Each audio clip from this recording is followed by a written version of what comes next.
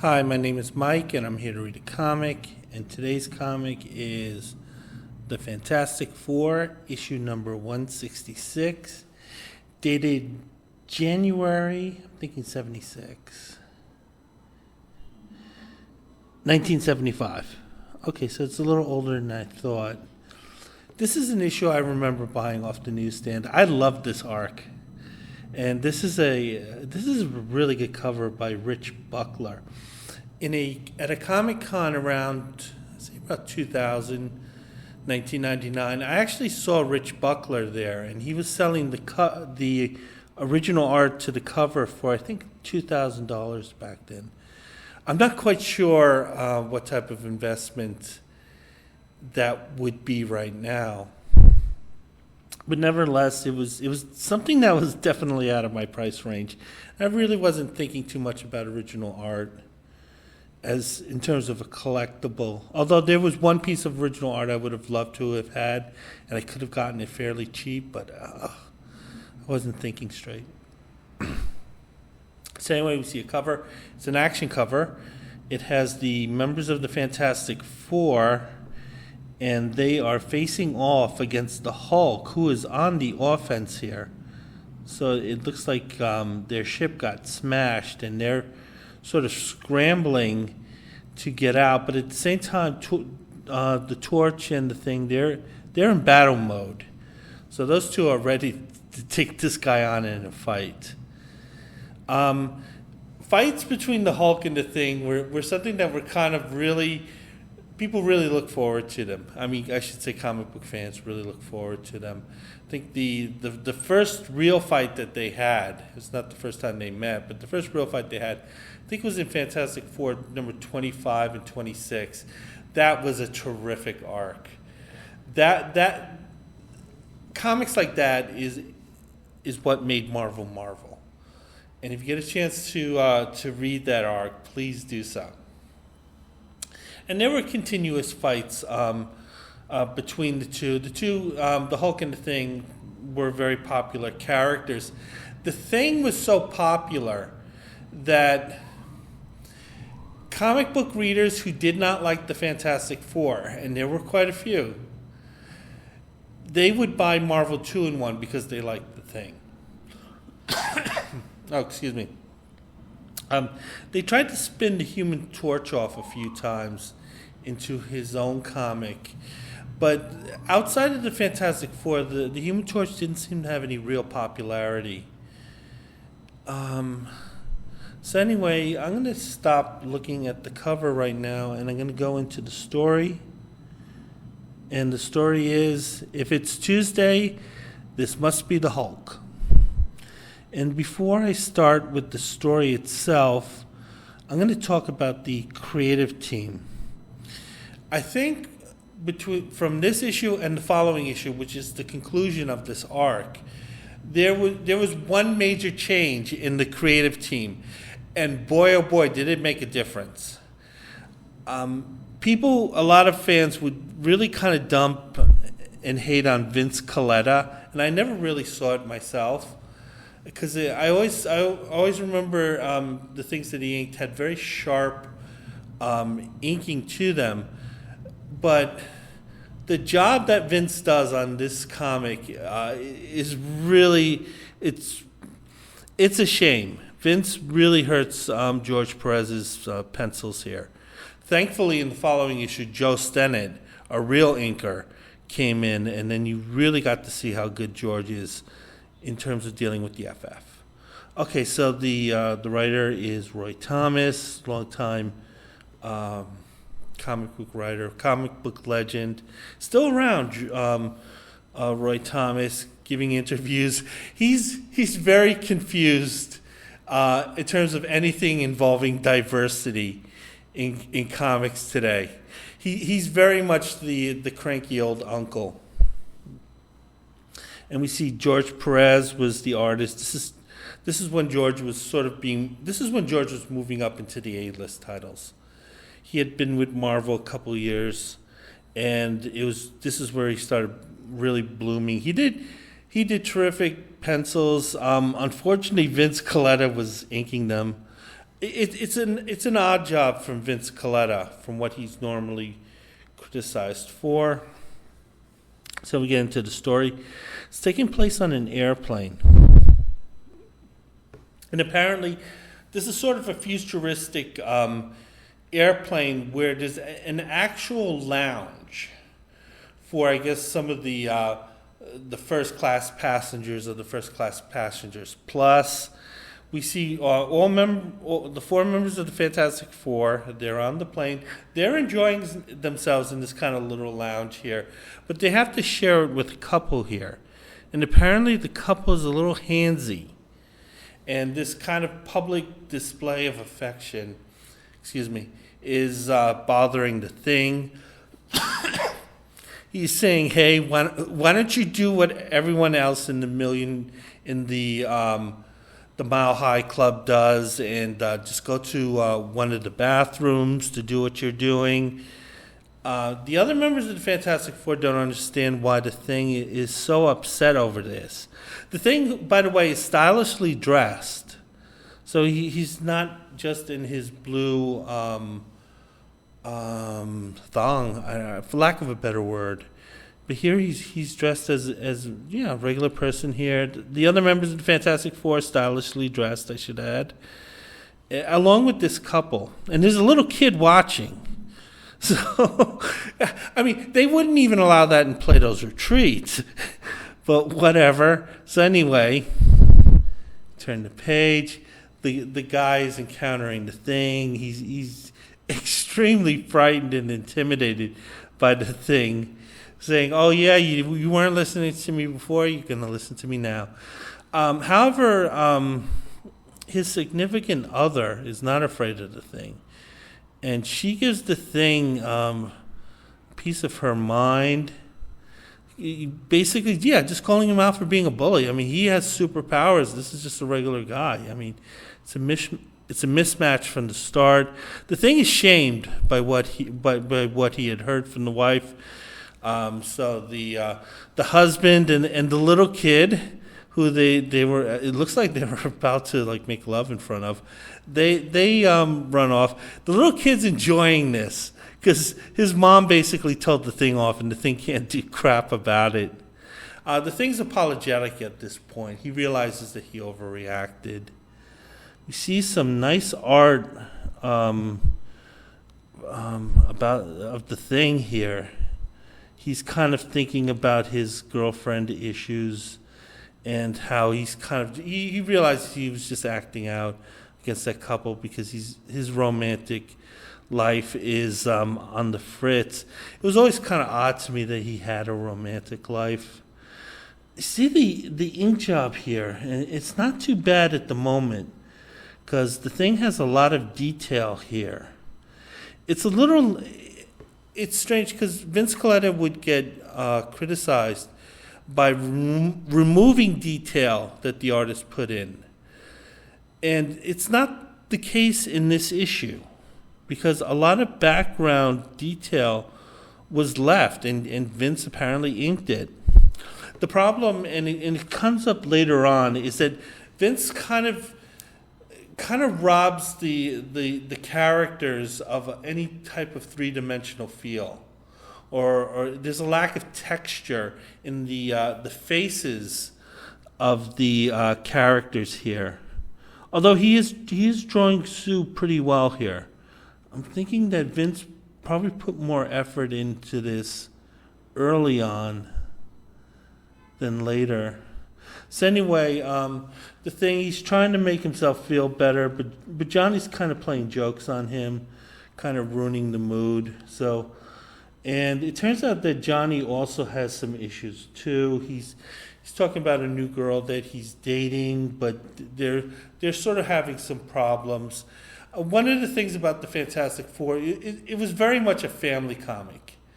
So no matter what was going on in terms of superhero, supervillain battles, there was always storylines with the four characters and what was going on in their personal life.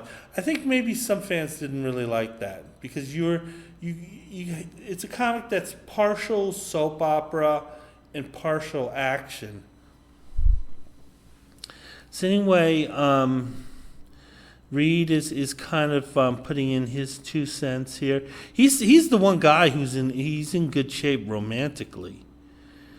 And the only thing he has to worry about is Sue leaving, which she does every so often. Anyway,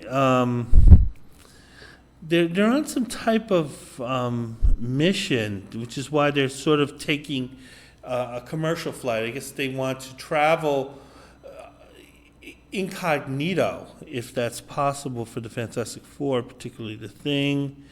They're talking about Bruce Banner here.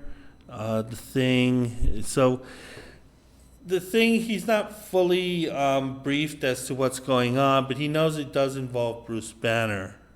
And that, of course, means it involves the Hulk. Reed's kind of throwing the Thing off the scent here. But Reed is telling them that they're bringing something called a PSI amplifier. And that definitely involves the mind, although I'm not particularly sure how this device works. So anyway, Reed's briefing the other members of the Fantastic Four, and one of the things he's noting is that the area that they're flying into, the southwest of America, there's been a lot of activity from the Hulk. The Hulk, who sort of makes that area his home base, I guess, because it's kind of close to the gamma ray base, the gamma base, or the Hulkbusters base. I don't know why. Excuse me, I forgot about this stuff.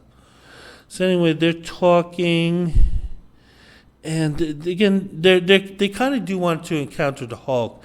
I get the impression that Johnny and Ben, they just want to take their frustrations out on the Hulk and kind of just start beating up on him. They don't have Gaza to protest at this point, so they'll just take on beating up the Hulk.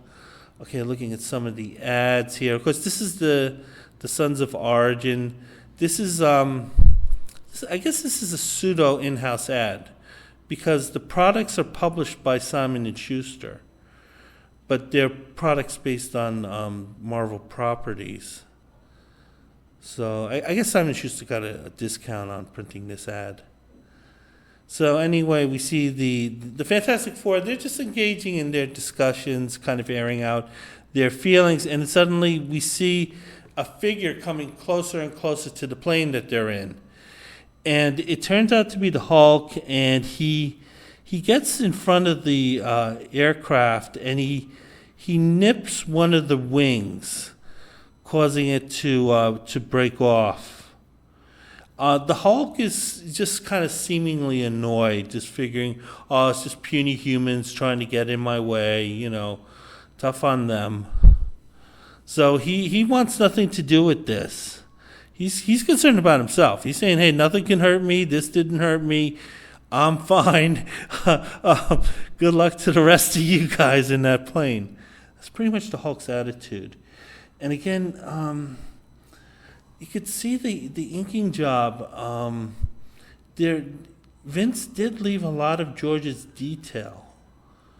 Perez's detail, but you could see the faces are kind of somewhat two-dimensional and flat. Joe Stennett was a lot better in terms of creating that texture that would make these faces look real. But nevertheless, the art's very good here.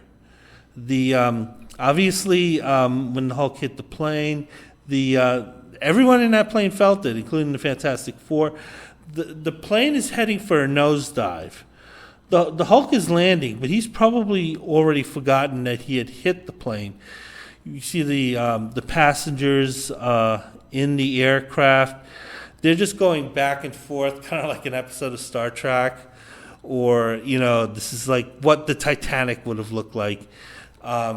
Obviously, the plane personnel, they're doing everything they can. They don't even know really what happened, but Reed Richards is there to take charge. And he's telling them what they should expect to do. One of the things they want to do is the Fantastic Four, themselves want to actively bring down the plane, but to do so, they have to get a little cooperation from the crew, and this means allowing Johnny to basically blowtorch a hole into the side of the plane. So we have Johnny here, and he's creating a hole right now.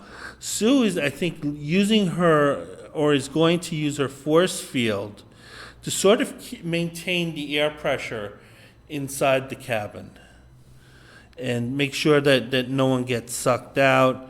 Obviously, the hole is also there to allow the Human Torch to go out and see what he can do, since he's the lone member that can fly. Although he's going to be touching that plane with some pretty hot hands. So it's like, okay, yeah, one hand he can fly, but on the other hand, he might make things worse. So anyway, the other members, they're doing what they can. Ben Grimm can't do anything, because his strength is useless. There's nothing for him to do. So he basically has to watch the other members playing hero. This kind of puts him in a little bit more of a sour mood. We see outside Johnny Storm's doing what he can to keep the plane steady. We see Mr. Fantastic in action, Reed Richards. He's holding on to the tail of the airplane, and he's kind of just going to use his body as a human parachute to sort of break up the momentum. These two guys are really straining at this point here.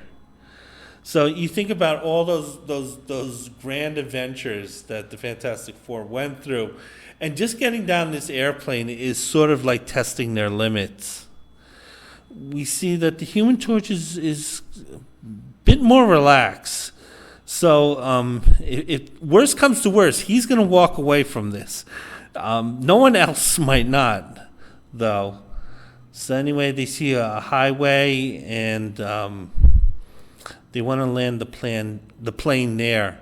By the way, that is actually true.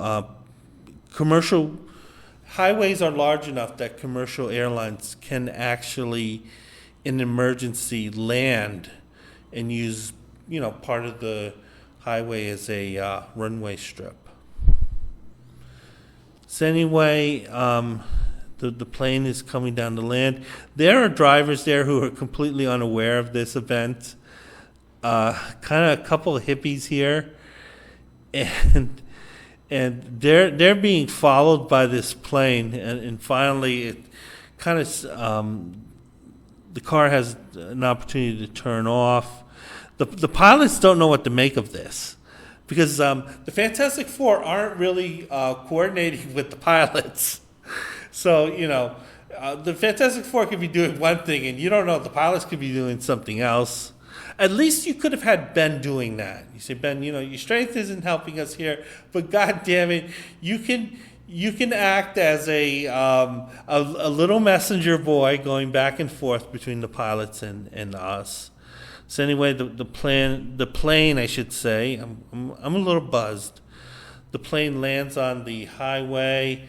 Reed is hyperextending himself to slow it down as a parachute. And Mr. Fantastic is successful. So kind of a little bit of cartoony artwork here. But nevertheless, George knew how to tell a story. This guy was a comic legend. Okay, we see some pages here of the Fantastic Four helping the passengers get off. The passengers are like literally on a highway in the middle of nowhere, but they're alive, so they can't complain too much. We see the Ben is feeling a little down on himself because they didn't give him something to do. Honestly, he should be happy he's alive, but little Ben didn't have his little moment, so he's feeling very sad about that. Johnny's feeling a little better about himself. I mean, he was actively involved in this. Then it turns out that a military aircraft lands on the stretch of highway where they're at. Apparently, the Fantastic Four were expecting these guys, although they weren't expected to meet them here. The military takes them up in their helicopter. The passengers are just stuck there, and Mr. Fantastic Four, like, hey, what the fuck do you want from me? So anyway, they're off, and we don't think about those passengers again. And it turns out that the Fantastic Four are on a military base. They're being interrogated by this kind of young, good-looking colonel. I guess they got tired of the old trope of like the World War II general, where they kind of like these old guys like George Patton and stuff. Kind of figure, they want to give a fresh new face to authoritarianism. So they found this guy here. The colonel and Reed Reed Richards, they're kind of disagreeing. They're not entirely on board with they're entirely on board on their plan, and their plan is to basically stop the Hulk. But the way to go about it, there's clearly a conflict between Reed and this colonel. He's not happy about this. The sour mood that he had earlier is still carrying on. He's not thrilled with the approach that the military has of basically kind of hunting down the Hulk as some type of animal. Now, on one hand, and we've seen it earlier, the Hulk is clearly a menace. No matter how sympathetic the character is, and I was a big fan of the Hulk as a kid, I recognize he's a menace, and you can't have him like clipping airplanes, every so often and just kind of getting in the way. But at the same time, the thing is noticing that the military is kind of dehumanizing the Hulk, because he is kind of sort of human, kind of a mutated version of it. But nevertheless, the thing, his concerns are correct, because it's very easy for someone to go from having a place at the table to being on the menu. That can happen really fast in life, and the thing recognizes that. I have given the privilege of taking the first dose of our formula to our guest of honor. He deserves the privilege thoroughly. It is you, dear Bruno, who will tell us whether or not the formula works.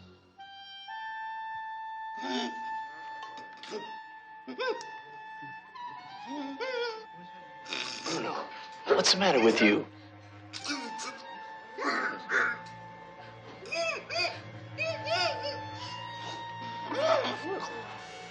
However, the colonel, again, he's not backing down. He didn't back down from Mr. Fantastic. He's not going to back down from the Thing here. And he's basically saying, trust me, I know what I'm doing. So anyway, the team goes into action. And they're talking about the army base at this time. I guess this was drawn around the time NORAD, I guess, was created. If you remember the movie War Games, which is a great movie. This setup that George Perez has drawn here, it looks very similar to like the NORAD setup that was seen in War Games. So anyway, team's going in action. They're looking for the Hulk. I guess they have a way of tracking him down, and I guess that the colonel also gave him information as to where to find the Hulk. The Hulk is aware of the Fantastic Four and the I guess the helicopter they're riding in. The Hulk is angry. He's saying that he's pretty happy where he is, and that, it's just these puny humans who are bothering me. And if it weren't for that, everything would be fine. Of course, Hulk isn't thinking about all the times he clipped those planes, which is really why they have to get rid of him. But nevertheless, Hulk doesn't think this way. And the Hulk decides that he's going to go on the offense. And he starts by yanking out an entire tree and throwing it at the helicopter. Okay, before I go back to the story, I'm going to look at the Baxter Building bulletins. This is the letters page for the Fantastic Four. It's actually 2 pages. The Fantastic Four was this popular. I mean, they were their number 2 comic, really behind Spider-Man. And I think that Stan Lee and Jack Kirby wanted to make Fantastic Four the kind of flagship title, but the fans felt differently. But nevertheless, Fantastic Four, very popular comic. So yeah, they had a lot of kids writing in. So I'm going to take a look. It looks like they're talking about, they're going back as far as issue 160. I think most of the focus is on 163, 164.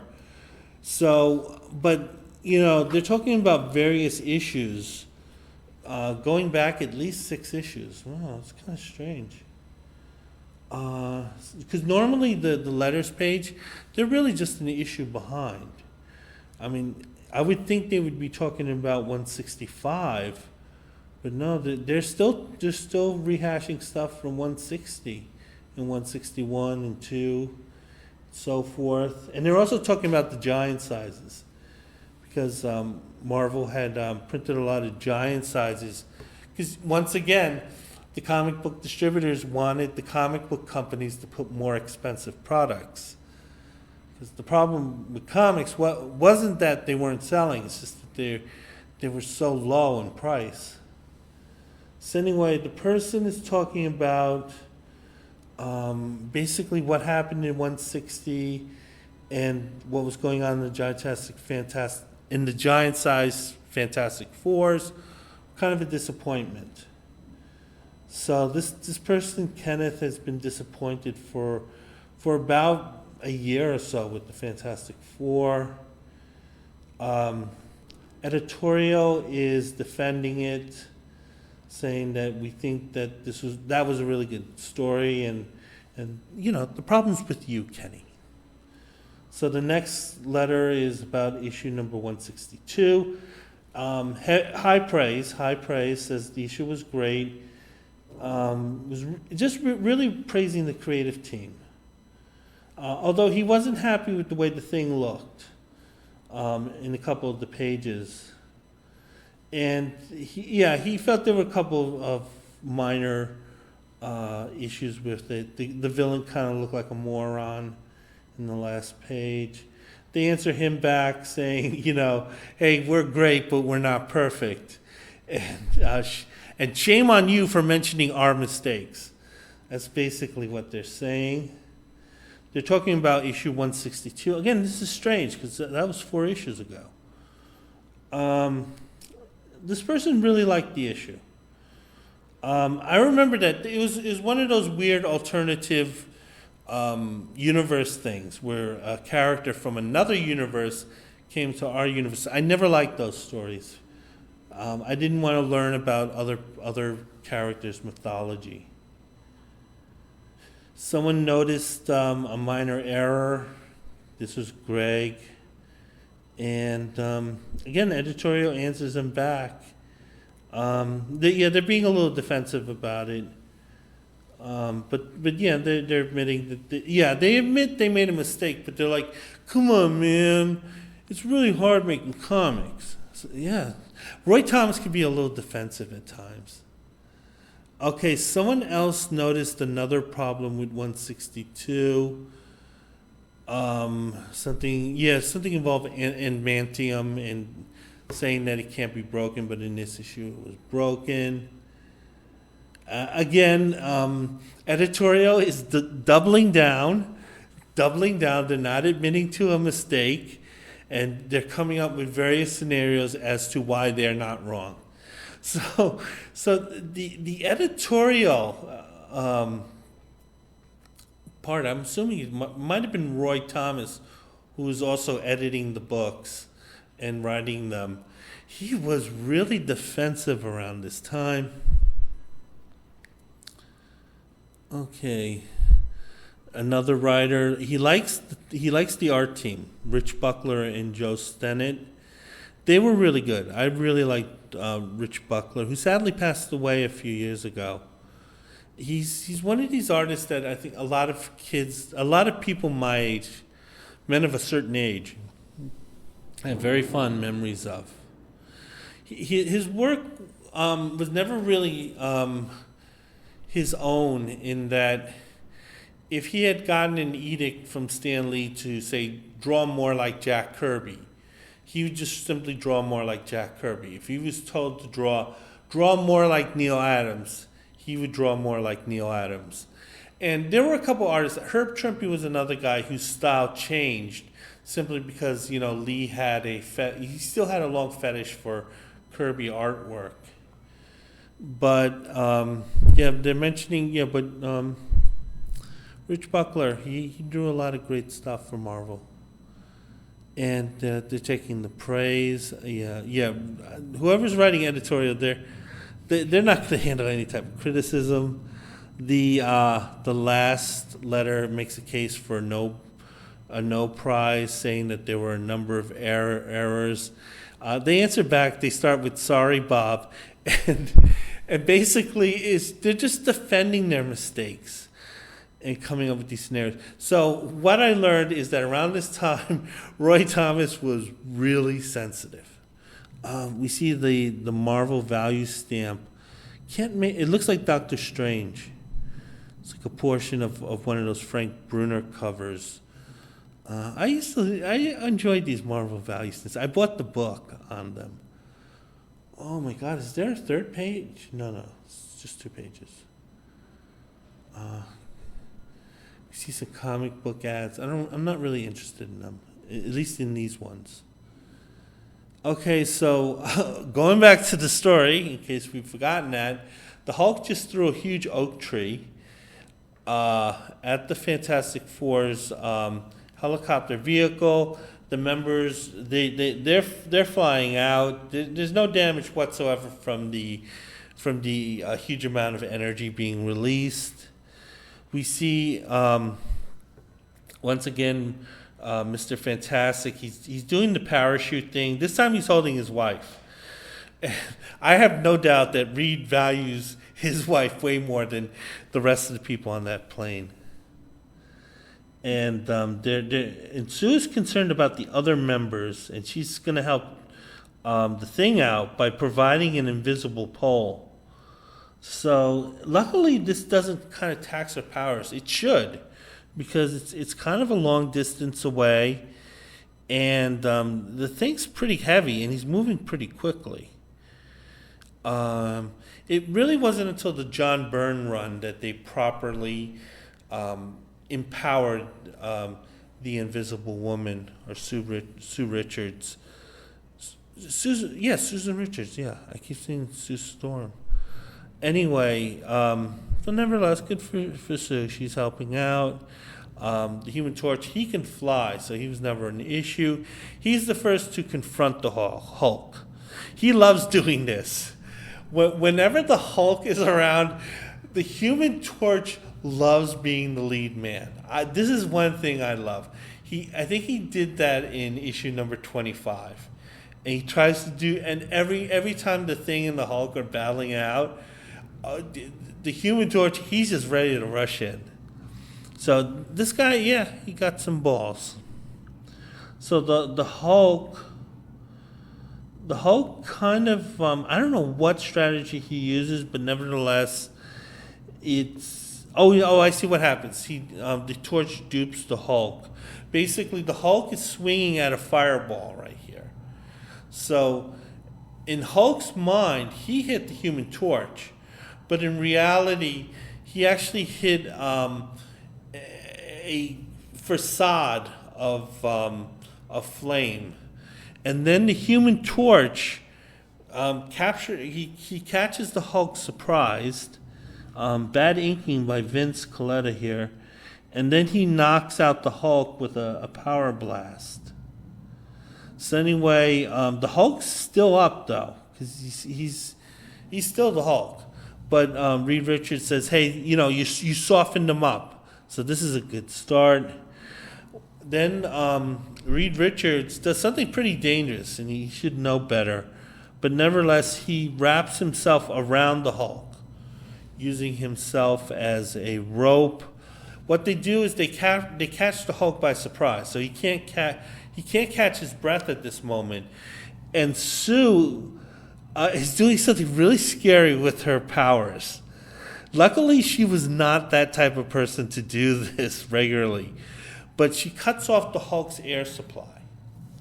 Normally, the Hulk has a incredible lung capacity. I think he has been able to hold his breath for an hour or two, and he would just still keep on raging. But they make the point here, and Roy Thomas, since he was such a comic fan, he knew the continuity. They make the case here that the Hulk was caught by surprise, so he didn't really kind of take a good deep breath in. So the Hulk's panicking because he can't breathe here. And Mr. Fantastic, he's holding on to the Hulk. They're trying to figure out what to do. Oh, they want the thing to sucker punch the Hulk. I guess the Thing didn't watch much wrestling, but this is definitely a heel move. And Reed knows, and Mr. Fantastic, he knows it's a dick move. He's not even going to defend his strategy. He says, "I know this is a dick move. My wife is choking this entity. I'm holding them down. We're not being nice here. We're trying to capture this guy." But the Thing's really bothered by this, and he's almost kind of debating it. Yeah, he's going to bring up Gaza in a moment. But Reed's like, "Listen, I can't hold on. Sue can't hold on. We need to end this fight now." So the Thing reluctantly goes ahead because he kind of knows deep down that Reed's right, but he doesn't like the way they're going to go about it. The Thing slugs the Hulk, knocks him unconscious. Reed is trying to cheer up Ben by saying, "No, you did a good thing here. It may not look it, but you did a good thing here." The Thing isn't buying that. He's ashamed. Even if he does believe that this was a good thing to do in the larger picture, Ben Grimm feels like shit right now. So anyway, they go back to that kind of NORAD base. This is the part I really remember. They have the Hulk stretched out on all fours on this very large machine, and we see on a smaller machine seated is Reed Richards. This is probably where the PSI amplifier comes in. So anyway, the Hulk is still unconscious, but he's clearly enchained in this. You can kind of see from the Thing's body language that he's not happy about this.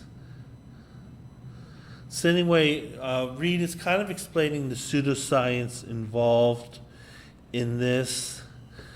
I think the idea is to use the PSI amplifier so Reed can broadcast thoughts into the Hulk's brain and make certain suggestions that neither the Hulk or Banner could make consciously. So kind of using this as kind of going to his subconscious. We see the Hulk.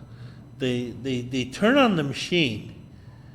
So the machine wakes up the Hulk, and the machine also, as we see, the Hulk is now Bruce Banner. So apparently the power of suggestion really worked here. So Reed's suggestion, which is taking a great strain on him.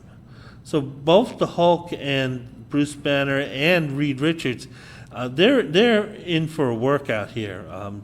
Sue's obviously distressed, nicely drawn. She really does look like she's upset.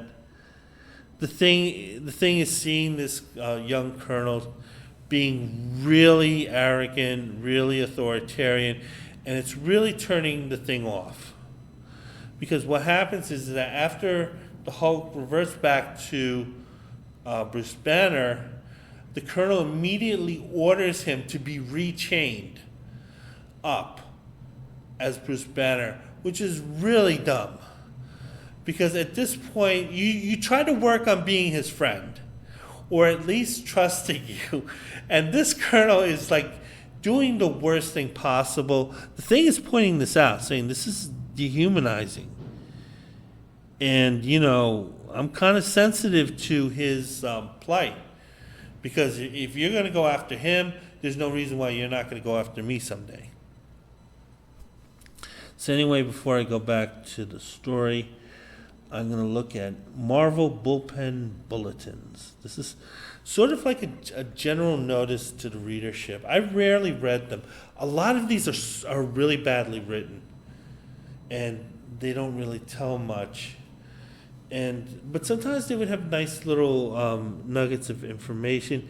This contains Stan's soapbox. This is sort of like Stanley's stream of consciousness. And he's basically talking about his future appearances in other publications. So he's doing what Stan Lee does most, mostly promoting himself. He's talking about the Hulk. I think at the time, the show was in development. They're talking about a Hulk film. Eventually, it would become the TV show with Bill Bixby. But Stan was out in Hollywood trying to sell Marvel properties to Hollywood producers. Yeah, he doesn't really say anything. Oh, he talks about Sons of Origin because that actually made the number one fiction New York Times list for fiction titles. Okay, talking about Marvel Premiere and Marvel Spotlight. Talking about Iron Fist and Son of Satan. I never liked Son of Satan.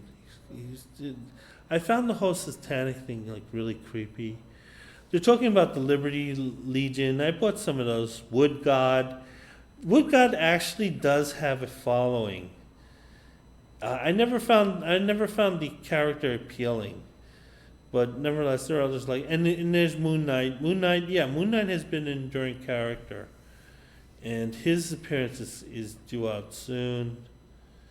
They're talking about Sinbad, the sailor.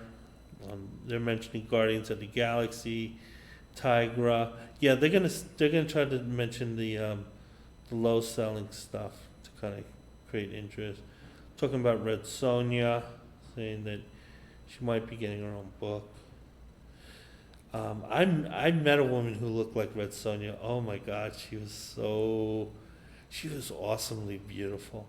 Okay, talking about the Invaders.